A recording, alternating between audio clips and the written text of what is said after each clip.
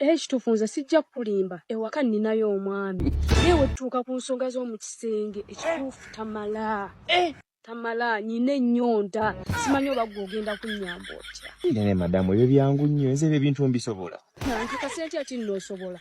Nene kati ate nakakasa ntya nga tetukoze ebikolwa bino ebintu bya actions tusobola ofunako ko wetugenda nenkulagirako bwereere. Naye kati gwe mazima ddala oyinza kuntwalawo. Nene madamu leka buloogi muno mwebuli tusobola okugenda mu kaloogi. Nze nawe ku level yange gye ndiko tomanyi ninga oba yali akulabyeko. Ndi mukazi w'amaanyi nnyo ne bba wange w'amaanyi nnyo kati nze so agenda mu buloogi bwammwe obw'ekisiru naawe. Kati madamu tukole tutya oba? Tukole bwe tuti bba wange no wiiki taliiwo olaba otya n'osiba omutima n'ojja ewaka. Ewe waka? Bana oyagala kunzisa? Tagenda beerayo.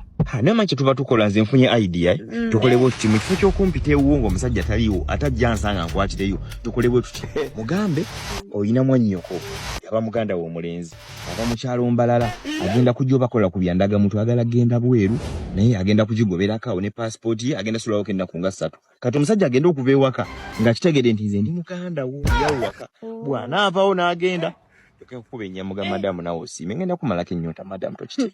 Kale ndowooza tugenda kukwatagana. Tufune ennamba z'essimu. Leka nkuwe ennamba nkakyokola ng'ojja bw'omala okwogera naye then ng'onkubira essimu kati ngenda kujjanga mu kodomi ye. Kale tewali buzibu. Ye ennamba. Kati nkutwale gy'obadde ogenda ku restaurant oba nkuzeewa? Nzayewa. Nkuzeeyo. Sonko! Essaawa yonna!